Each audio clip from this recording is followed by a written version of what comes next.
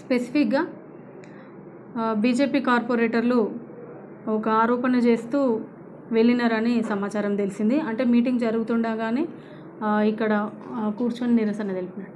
అంటే నేనేమంటున్నా అంటే, నేను వారం రోజుల కింద ఎప్పుడైతే డిసైడ్ చేసినో మీటింగ్ అని ఏర్పాటు చేసినప్పుడు, గతంలో కలెక్టర్ గారి ఆదేశాల మేరకు మీటింగ్ కరెక్ట్గా అంటే ఓవర్ బడ్జెట్ పెట్టినందుకు ఆల్రెడీ ఒకసారి మాకు పిలిచి కూడా ఒకసారి చెప్పడం జరిగింది.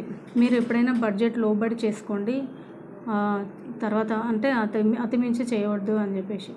ఆ విషయంలో నేను కార్పొరేటర్లు అందరినీ పిలిచి వారం రోజుల క్రితము అన్ని పార్టీల కార్పొరేటర్లు, not only Congress, BJP, TRS అందరినీ పిలిచి కూర్చోబెట్టి మాట్లాడడం జరిగింది. ఆ రోజు చెప్పిన బడ్జెట్ తక్కువ ఉందన్న, చూసి చేసుకుందాం పనులు, ప్రతి కార్పొరేటర్కి 30 లక్షలు కేటాయించి మిగతావన్నీ జనరల్ బడ్జెట్లో పెడదామని చెప్పిన. నేను చెప్పినప్పుడు బీజేపీ కార్పొరేటర్లే కాదు అందరు కూడా, కాంగ్రెస్ వాళ్ళు కూడా అన్నారు, టీఆర్ఎస్ వాళ్ళు కూడా, ప్రతి ఒక్కరు కూడా అబ్జెక్షన్ చేసిరు. ఎందుకంటే 30 లక్షలు ఇస్తే ఒక్కొక్క వార్డులో ఏం పని చేయగలుగుతాం మేము, కాలనీలు పెద్దగా ఉన్నాయి అని చెప్పేసి 30 లక్షలు సరిపోవు, 30 లక్షలతోటి బడ్జెట్ ప్రవేశపెడితే బాగుండదు అని చెప్తే, అప్పటిదప్పుడు మళ్ళా వాళ్ళందరి అభిప్రాయం మేరకే మళ్ళా వాళ్ళందరూ ఒప్పుకుంటేనే 50 లక్షలు చేసాం దాన్ని.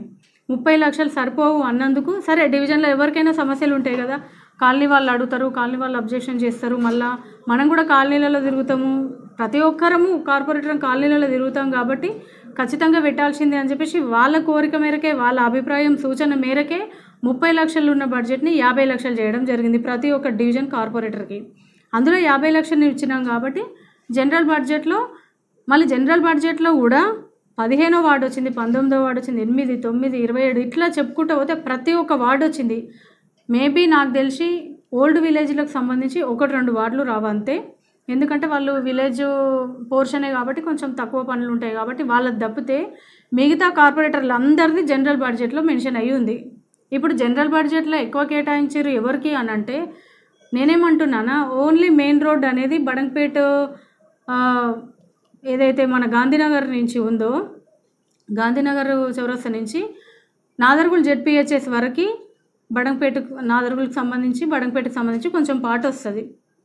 దానికి హెచ్ఎండిఏ నుంచి బీటీ రోడ్డుకు శాంక్షన్ అయింది నిధులు. బీటీ రోడ్డుకు నిధులు శాంక్షన్ అయిన తర్వాత ఇప్పుడు రోడ్డు తవ్వి స్తంభాల మధ్యలో వదిలేసినారు, డ్రైనేజీల మధ్యలో వదిలేసినారు. స్తంభాల మధ్యలో వదిలేస్తే రోడ్డు ఆగిపోతుంది కదా, మరి ప్రజలకు మనం ఎందుకు ఇబ్బంది కలిగించాలి? మెయిన్ రోడ్డు పైన వెళ్ళే ప్రజలు అన్ని కాలనీలకు సంబంధించి ఉంటారు కదా. ఈ ఒక్క పాయింట్ కూడా మా కార్పొరేటర్లు గమనించాలి. వాళ్ళు కూడా సపోర్ట్ చేస్తున్నారు కాదంటలే నేను, కానీ ఈ పాయింట్ ఎందుకు మర్చిపోతున్నారు? అల్మాస్గూడనే కాదు, నాదర్గులే కాదు, బడంగపేటే కాదు, బాలాపూరే కాదు, ఇక్కడ సంబంధించిన కాలనీలు అన్నింటికీ మెయిన్ రోడ్లు ఇది. ఈ మెయిన్ రోడ్లకు 58 లక్షలు మెయిన్ రోడ్లకు సంబంధించే ఓన్లీ పోల్స్ షిఫ్ట్ చేయడానికైనా 58 లక్షలు బడంగపేట మున్సిపల్ కార్పొరేషన్ నుంచి నిధులు కేటాయించినాం. మరి అది మనది కాదా? కార్పొరేటర్ నేను ఒకటే అడుగుతున్నా, అది మనకు సంబంధం లేదా? నాదర్గులకు సంబంధించి ప్రజలే వెళ్తారు కదా అక్కడ. ఇప్పుడు 28వ డివిజన్ వెళ్ళాలన్నా, 27వ డివిజన్ వెళ్ళాలన్నా, 9వ డివిజన్ వెళ్ళాలన్నా నాదర్గుల ప్రజలు వెళ్తారా వెళ్ళరా? బడంగపేట వాళ్ళు కూడా వెళ్తారు, ఎవరైనా వెళ్తారు, ఎవరైనా పోవచ్చు, అది మెయిన్ రోడ్డు, అందరికీ హక్కు ఉంది. మరి ఆ రోడ్డుని అట్లనే వదిలేద్దామా? అది పెట్టొద్దు అంటారు, ఇవి పెట్టొద్దు అంటారు. ఇప్పుడు ఇంట్లో తక్కువ బడ్జెట్ ఇస్తే ఇది కుదరదు అంటారు, మళ్ళీ ఇంట్లో ఎక్కువ బడ్జెట్ చేసినాక కూడా మళ్ళీ మెయిన్ రోడ్డు పెట్టమంటారు. మరి సరే అని అది పెట్టినాం, మరి అది ఇది ఓవర్ బడ్జెట్ అవుతుంది అని చెప్పేసి కొన్ని కుదించవచ్చు. దానికి నేను కూడా ఒప్పుకుంటా. అందరు కార్పొరేటర్లు 17వ వార్డు కూడా ఇచ్చారు, 20వ వార్డు ఇచ్చారు, 18వ వార్డు ఇచ్చారు, 23వ వార్డు మెయిన్ రోడ్డు డ్రైనేజీ సమస్య వాళ్ళది కూడా ఇచ్చారు. ఇవన్నీ కూడా కుదించినాం, చాలామంది కార్పొరేటర్లు కూడా కుదించినాం. ఇందులో డిప్యూటీ మేయర్కి సంబంధించి ప్రతి ఒక్కరికి సంబంధించి ఉంది, కాదంటలేను నేను, కానీ బడ్జెట్కు లోబడి మనం పనిచేయాల్సిన అవసరం ఉంది. ఆ బాధ్యత నా పైన ఉంది కాబట్టి నేను ఆ ఇన్స్ట్రక్షన్స్ తోటి, మరి డీలు కూడా ఒక మాట చెప్పినారు, ఏంటంటే ఎక్కడ ఇప్పుడు మెయిన్ రోడ్లు అవసరమో ఆ పని తీసుకుందామని చెప్పినారు కాబట్టి అది చేయడం జరిగింది. బీజేపీ కార్పొరేటర్లు ఆరోపణ చేసిరంటే చేయనియండి, నా మీదనే కదా చేసింది ఆరోపణ, కాదంటలేని దాన్ని. ఇంతకుముందు కూడా మరి మీ వార్డులలో చేసిన పనులు మా సూచన మేరకే చేసిరా లేదా? చేయలేదా? మరి ఏ డివిజన్లోనైనా మీరు రోడ్ వేసిరు, లైట్ వేసిరు, డ్రైనేజ్ వేసిరు, మంచినీటి పైప్ లైన్ ఇచ్చిరు, అన్నీ ఇచ్చిరు, మరి అప్పుడు మీకు సహకరించలేదా? మరి అది ఎందుకు మర్చిపోతున్నారు మా కార్పొరేటర్లను నేను అడుగుతున్నా. 3.5 సంవత్సరాల నుంచి సపోర్ట్ చేసిన దాన్ని ఇప్పుడు ఎందుకు అగైనెస్ట్ చేస్తా మీకు ఒక్కరికి నేను? అందులో బాధితులు లేరా కార్పొరేటర్? వీళ్ళు కూడా నాతో గొడవ పెట్టుకున్నారు, ఎట్లా తీసేస్తావు మా ఫండ్ నువ్వు అని చెప్పేసి. తప్పదు, అది సిచ్యువేషను. అందరినీ తీసేసినాం, మా ఒక్కరిదే అని వాళ్ళు అనుకుంటారు. కానీ ఇది బడ్జెట్కి లోబడి చేసిన నిర్ణయం మాత్రమే, కానీ ఏ కార్పొరేటర్ కానీ ఏ పార్టీ కానీ దృష్టిలో పెట్టుకునేది కాదు. ఇక ముందు కూడా కాదని చెప్తున్నా. నేను ఏ పార్టీని కూడా నేను విమర్శించదలుచుకోలేదు. ఏ పార్టీ కార్పొరేటర్ల మీద కూడా చెడు అభిప్రాయం లేదు. వాళ్ళు ఎందుకంటే వాళ్ళు కూడా 100% డెవలప్మెంట్ కోసం ప్రయత్నిస్తున్నారు. ఈ మెయిన్ రోడ్డు కూడా మీ సహకారంతో డెవలప్మెంట్ చేస్తాము.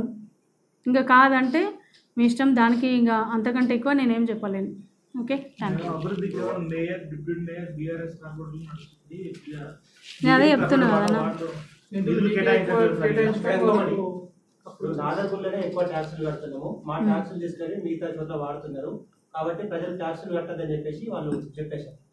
ఒకటి సరే, నాదర్గుల్లోనే కార్పొరేటర్లు పబ్లిక్ అంటే ప్రజలు నాదర్గుల్లోనే ట్యాక్సులు ఎక్కువ కడుతున్నారు, కట్టొద్దని మీరు చెప్తున్నారు. కట్టకపోతే అభివృద్ధి ఆగిపోతుంది. మీరు అనవసరంగా ప్రజలకి రాంగ్ మెసేజ్ ఇవ్వకండి. నేను చెప్తున్నా ఏంటంటే అది రాష్ట్ర ప్రభుత్వాన్ని అడగండి, నన్ను కాదు. రాష్ట్ర ప్రభుత్వాన్ని నిలదీయండి. ఎందుకు నిలదీయరు మరి మీరు? ఈరోజు కాంగ్రెస్ కార్పొరేటర్ మేయర్ నన్ను అంటున్నారు, అదే టీఆర్ఎస్ మంత్రి ఉన్నారు.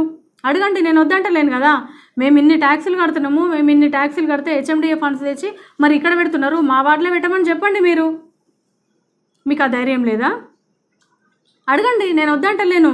కానీ కాంగ్రెస్ మేయర్ అని చెప్పేసి నన్ను టార్గెట్ చేస్తూ ఇప్పుడు మీరు ఈ మాట అనడం కరెక్ట్ కాదు. అంటే మీ దగ్గర ట్యాక్సులు వస్తుండొచ్చు అన్న కలెక్షన్ చేస్తే నేను కాదంటలేను. కానీ మనకు జరిగే డెవలప్మెంట్ కానివ్వండి, శానిటేషన్ కానివ్వండి, ఓన్లీ శాలరీస్, వీళ్ళ శాలరీస్ అన్నీ కూడా మీరు ఇచ్చిన ట్యాక్సులతోటే అవుతున్నాయి. నేను పదే ఏ మీటింగ్లో కానీ ఇదే మాట్లాడుతున్నా. మనం కట్టిన ట్యాక్సులతోటే మనకు డెవలప్మెంట్ అవుతుంది. మరి మీరు క్వశ్చన్ చేయండి. సెంట్రల్ పార్టీ నుంచి ఉన్న కార్పొరేటర్లు స్టేట్ పార్టీని అడగండి, స్టేట్ గవర్నమెంట్ని అడగండి. సెంట్రల్ గవర్నమెంట్ నుంచి ఎన్ని ఫండ్స్ వస్తున్నాయి, అందరికి ఇస్తున్నాము. వార్డులల్లో స్వచ్ఛ సర్వేక్షణ అని, 14th FC అని, బ్యాక్వర్డ్ క్లాసెస్కి వచ్చిన ఫండ్ అని, వీటన్నింటినీ సెంట్రల్ గవర్నమెంట్ నుంచి వచ్చినప్పుడు డివైడ్ చేస్తున్నప్పుడు మరి స్టేట్ గవర్నమెంట్ నుంచి వచ్చింది కూడా డివైడ్ చేయమనండి. నేను వద్దంటలేను కదా. అది క్వశ్చన్ చేయాల్సింది మీరు. ట్యాక్సులు కట్టొద్దు అంటే ట్యాక్సులు కట్టకపోతే శానిటేషన్ కూడా ఆగిపోతుంది. తర్వాత ఎవరు బాధ్యులు?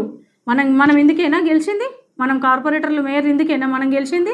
ట్యాక్సులు కట్టకండి ఆపండి అని అంటే ఒక 100 ఇండ్ల ట్యాక్స్ కడితే 100 ఇండ్లకి అది డ్రైనేజ్ ఏం వేస్తున్నాము, వాటర్ పైప్ లైన్ ఏం వేస్తున్నాము, మాన్యువల్స్ ఏం కడుతున్నాము, మెయింటెనెన్స్, రోడ్లు ఏం చేస్తున్నాము, అదంతా మీకు తెలియదా? మీరు ఎస్టిమేషన్ వేపియండి.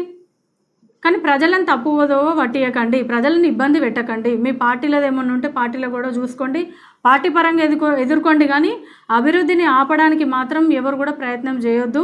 ఇది తప్పు మెసేజ్. ఇదంతా ప్రజలు కూడా గమనించాలి. ఎందుకంటే ప్రజలు కూడా అడుగుతారు, ట్యాక్స్ కడతలేము అని. కడుతున్నారు, కాదంటలే నేను. ఆ ట్యాక్సుల వల్లనే కదా ఇప్పుడు ఒక్కొక్క డివిజన్కి ఎంతెంత ఫండ్ ఇచ్చి మనం డెవలప్మెంట్ చేపిస్తున్నామో 3.5 సంవత్సరాల నుంచి. మీకు తెలియదా? ఓన్లీ మనకు స్టేట్ గవర్నమెంట్ నుంచి వచ్చింది ఓన్లీ మెయిన్ రోడ్లకు తప్పితే కాలనీలలో ఎక్కడన్నా పెట్టిరా? అడగండి మీరు. అది కార్పొరేటర్లు కూడా గమనించాలి. కార్పొరేటర్లే ప్రజలకు చెప్పాలి. ఇంకా మీరు కట్టిన ట్యాక్సులతోటే రోడ్లు వేస్తున్నామమ్మా, మీరు కట్టిన ట్యాక్సులతోటే డ్రైనేజ్ వేస్తున్నాము, పైప్ లైన్ వేస్తున్నాము.